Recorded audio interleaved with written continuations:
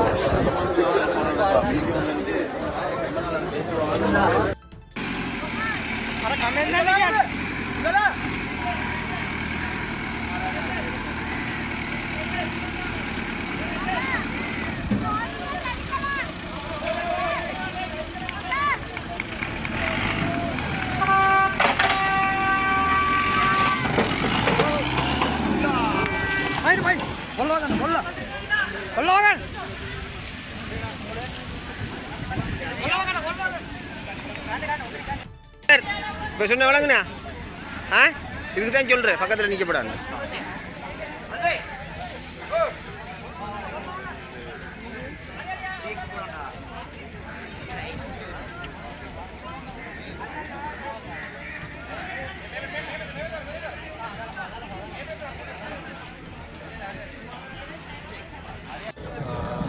வணக்கம்.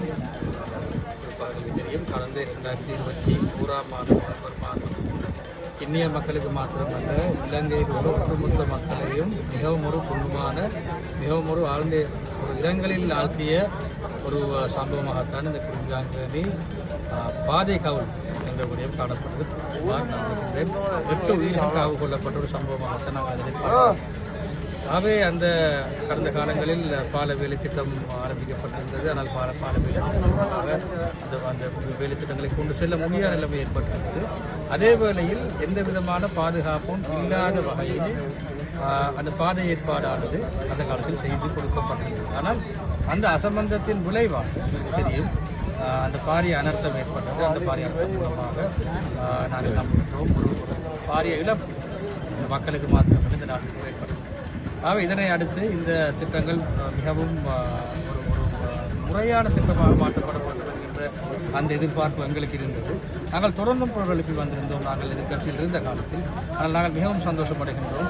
இந்த ஒரு வருட காலத்திற்குள் நாங்கள் இந்த பால வேலைகளை ஆரம்பித்தோம். சுமார் 1050 மில்லியன் ரூபாய் பெறுமதியான இந்த பால வேலைகளை ஆரம்பித்து அந்த ஒப்பந்ததாரர்களுக்கு அந்த வேலை திட்டங்களை வழங்கி மேலும் அதில் ஒரு அம்சமான இந்த பாதை சம்பந்தப்பட்ட விடயத்தினையும் குறிப்பாக 45 மில்லியன் ரூபாய் பெறுமதியான இந்த பாதை வேலை திட்டத்தையும் நாங்கள் தற்பொழுது ஆரம்பித்திருக்கின்றோம்.